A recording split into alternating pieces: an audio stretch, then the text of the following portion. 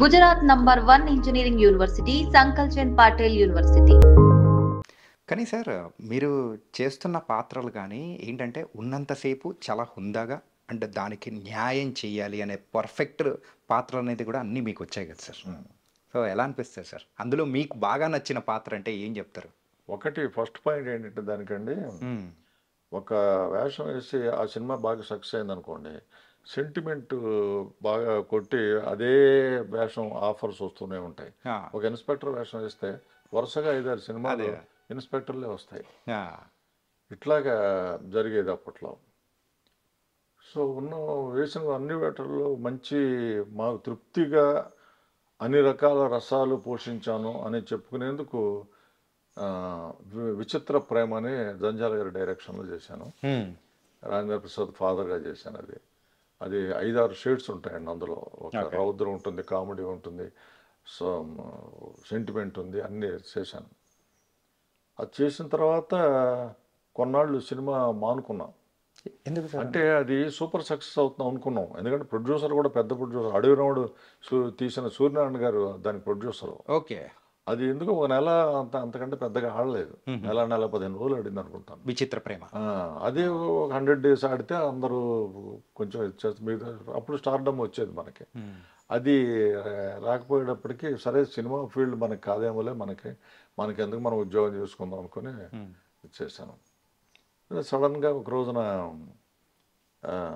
కోట Srinivasarao phone చేసి, ఇవాళ రేపు ఆదివారం కదరా ఒకసారి కలుద్దాం రా అన్నాడు. ఎక్కడ రానంటే ఫలానా చోటకి అన్నాడు. ఫలానా చోటకి వెళితే అక్కడ షూటింగ్ జరుగుతుంది.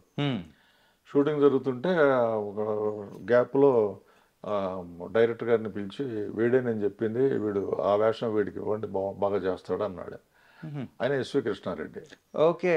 ఆయనకి రెండో సినిమా మాయలోడు. ఆహా! సో అరే మీరు చెప్పిన తర్వాత ఇంకేముంది సార్, అతనే వేస్తాడు అని చెప్పేసాడు. మధ్యాహ్నం 2 గంటలకు మొదలు పెడితే 6ంటికి అయిపోయింది. ఏది కలవడానికి వచ్చి అలా పాత్ర వచ్చేసింది. అంతే. నేను నాకు ముందు ఇదే కాదు, సినిమా వద్దనుకున్నవాడిని కదా నేను. అవునవును. వద్దనే అన్నా నేను కూడా వాడితో కూడా. కానీ అట్లా వచ్చింది. సరే ఏదో వేసాము, వెళ్ళిపోయామని అంతా అనుకున్నాం. కానీ ఆ సినిమా బాగా సక్సెస్ అవడంతో ఒక మంచి పేరు వచ్చిందండి. కృష్ణారెడ్డి గారు కూడా ఫోన్ చేసి, బాగా థియేటర్లో బాగా నవ్వుతున్నారు మీ డైలాగ్స్ దానికి అని చెప్పేసి ఆయన ఎంకరేజ్ చేశారు.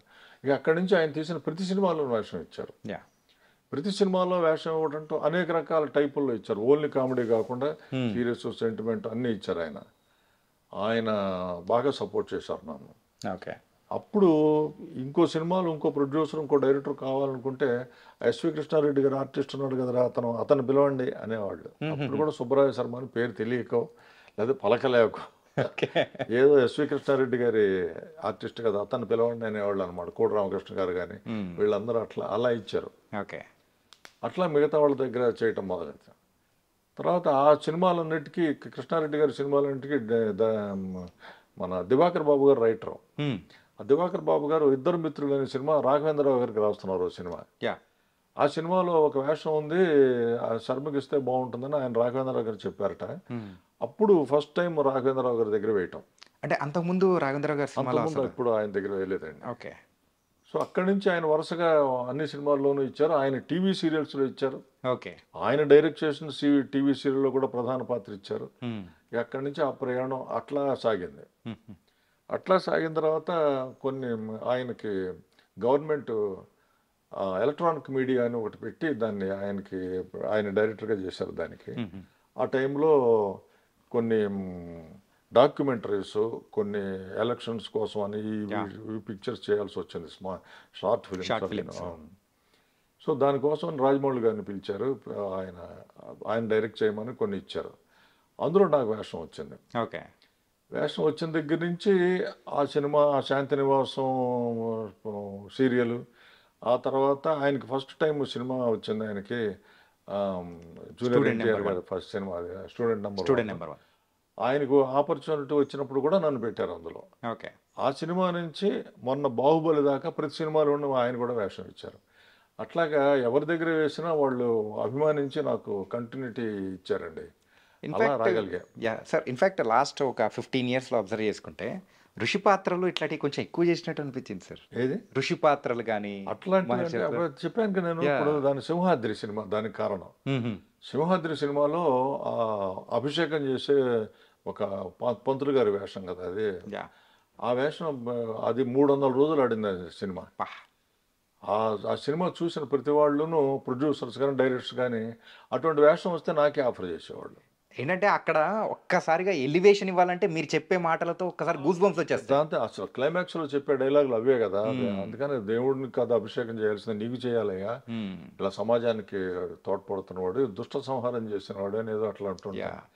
సో అందుకని ప్రతి సినిమా అవే రావటం మొదలెట్టాయి. మ్మ్. ఒకటి రెండు వేసా తర్వాత పంచాక్షరి అనే సినిమాలో సాంగ్ కూడా పెట్టారు, ఒక ఇంపార్టెన్స్ ఉంది. మ్మ్. అట్లా వేశాను. వేస్తే ప్రతిసారి అదే వేషం రావటం మొదలుపెట్టాను, ఇంకేం లేదు. మ్మ్.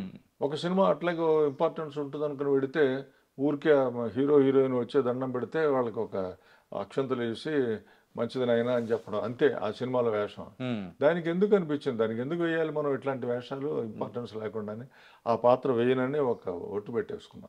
ఓకే ఇక వద్దు నాకు అట్లాంటివి వస్తే, ఇంపార్టెన్స్ ఉంటే కథలో కనుక ఇన్వాల్వ్ అయ్యి ఉంటే ఇవ్వండి, లేకపోతే వద్దు మ్మ్. అని చెప్పానండి. అప్పటి నుంచి తగ్గాయి ఆ వేషాలు, తగ్గాయి. ఓకే ఇప్పుడు హీరోయిన్ ఫాదర్స్, హీరో ఫాదర్స్, మేనమామలు ఇవన్నీ చేశాను. కామెడీ ఫిలిమ్స్ చేశాను, ట్రాజెడీ ఫిలిమ్స్ చేశాను, అన్నీ చేశాను, అన్ని రకాలు చేశాను. ఒకే ఒక్క సినిమా దుష్టుడుగా కూడా వేశాను, విలన్గా కూడా వేశాను. ఏ సార్ మూవీ? సూర్యుడు. నేను యాక్చువల్గా అదే మాట్లాడదాం అనుకున్నాను సార్ అందులో. రాజశేఖర్ గారు అందులో హీరో. ఏంటంటే అందులో మీరు ఆవిడ చనిపోయిన తర్వాత అంటే విషం పెట్టేసిన తర్వాత మీరు ఇచ్చే ఎక్స్ప్రెషన్ ఉంటుంది ఒక్కసారిగా. అది చాలా బాగా వచ్చిందండి అది.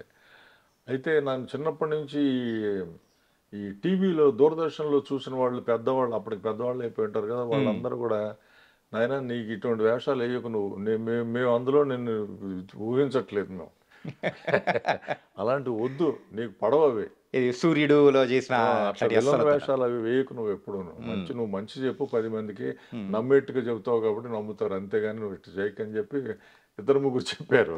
ఓకే తర్వాత మాతృదేవోభవ వచ్చిందండి. ఓకే మాతృదేవోభవ ఒక రేంజ్లో ఒక పేరు వచ్చేట్టుగా చేసిన సినిమా అది. కానీ సార్ మాతృదేవోభవ సినిమా ఒకసారి చూస్తే అందులో స్టార్స్ ఎవరు లేరు, అంటే అంటే అక్కడ నోన్ వాళ్ళు కూడా ఎవరు లేరు. మాధవ్ గారు అంటే ఇంతకుముందు మాధవ్ గారు తప్పితే ఎవరు తప్పితే ఇంకెవరు లేరు. కానీ అది ఒక కథ ప్రధానంగా తీసుకొని అంతమందిని ఏడిపించిన మూవీ అంటే అవునవును. ఎలా సార్, ఎట్లా సాధ్యమైంది సార్ అది? అదేంటే మలయాళంలో 300 రోజులు ఆడిందండి ఆ సినిమా. అది కేఎస్ రామారావు గారు రైట్స్ తీసుకొని ఇక్కడ రీమేక్ చేశారు. ఆమె రీమేక్ చేయటంలో నాకు ఫ్రెండ్ ఎండమూరి వీరేంద్రనాథ్ గారు, ఓకే, ఆయన కేఎస్ రామారావు గారికి ఒక సినిమా చేశారు అంతకుముందు, అగ్ని ప్రవేశం ఒక సినిమా చేశారు. ఓకే, అప్పుడు ఈయన కో డైరెక్టర్గా అజయ్ కుమార్ గారు ఉండేవారు. ఆయనకి ఈ సినిమాకి డైరెక్షన్ ఛాన్స్ వచ్చింది. ఓకే, సో ఆ పరిచయంతో ఆయన నాకు ఆ వేషం ఇచ్చారనమాట. సో అట్లాగా ఒక మంచి వేషం వేసే అదృష్టం కలిగింది. కానీ సార్ షూట్ చేస్తున్నప్పుడైనా కానీ ఇంత సక్సెస్ అవుతుందని కానీ అనిపించిన సందర్భం ఎప్పుడన్నా ఉన్నిందా లేకపోతే ఎట్లా? అసలు మనకు తెలియదండి దాని గురించి, ఇది సక్సెస్ ఇది ఫెయిల్యూరు అనే సినిమా వేస్తున్నామని ఒక సంతోషమే. ఇది వేసేసుకుని మళ్ళీ రిహార్సల్కి వెళ్ళిపోయామని తప్పితే దీని వెనకాల దీని గురించి ఆలోచించగానే ఎవరన్నా డబ్బులు ఇస్తారు, రెమ్యూనరేషన్లు ఇస్తారని కూడా తెలియదు. ఇస్తే తీసుకునేవాడిని, లేకపోతే లేదు. దాని మీద అవగాహన లేదు సినిమా మీద నాకు మొట్టమొదటి నుంచి. ఓకే, వచ్చిన ఆపర్చునిటీస్ వస్తున్నాయి, ప్రతి ఆపర్చునిటీని వాడుకోవాలి, అది అంతేగాని మనం దాని మీద పరిగెడితే మనకు రాదు అనే విషయం నాకు విచిత్ర ప్రేమతోనే తెలిసిపోయింది. కాబట్టి దాని మీద అంత పెద్ద ఇంట్రెస్ట్ చూపించలే నేను. కానీ ఆ తర్వాత నుంచి రావటం మొదలుపెట్టాయండి. ఓకే, రావటం మొదలుపెట్టాయి. దాదాపుగా మాయలోడు తర్వాత 100-150 సినిమాలు చేసుకుంటాను. మాతృదేవోభవ సినిమా అంతటి సక్సెస్ అయిన తర్వాత అండ్ ఇంకోటి ఏంటంటే ఎవరైనా కానీ ఇప్పుడు సినిమాల్లో వెళ్ళినప్పుడు హర్రర్ మూవీస్ వెళ్ళినప్పుడు మీరు భయపడకుండా వస్తే ఇంత ఇస్తామన్నట్టు ఈ సినిమాకి కూడా ఏడవకుండా బయటకు వస్తే ఖర్చీపులు ఇస్తాం అప్పుడు పెట్టారు. అది కూడా పెట్టారు స్కీము. అంటే ఇలాంటి విచిత్రాలన్నీ కూడా చూస్తూ ఉంటే చాలా. ఆ సినిమా చూసిన వాళ్ళు కొంతమంది పెద్దవాళ్ళు, ఆడవాళ్ళు, వాళ్ళు ఢిల్లీలో నేను అదేంటది నెహ్రూ మ్యూజియంకి వెళ్ళినప్పుడు వాళ్ళు టూరిస్టులు వచ్చారు. టూరిస్టులు వచ్చి నన్ను గుర్తుపట్టి వాళ్ళు అందరూ దండాలు పెట్టారు, వచ్చి కాళ్ళకి దండాలు పెట్టడం. ఏంటమ్మా అంటే మేము మాతృదేవోభవ చూశాను ఆయన, ఆ పిల్లలు బాగుపడడానికి వాళ్ళకు ఒక దారి చూపించావు నువ్వు చూడు, జీవితంలో కూడా అలా చెయ్యని దీవించి వెళ్ళారు వాళ్ళు. Okay, so remarkable memory.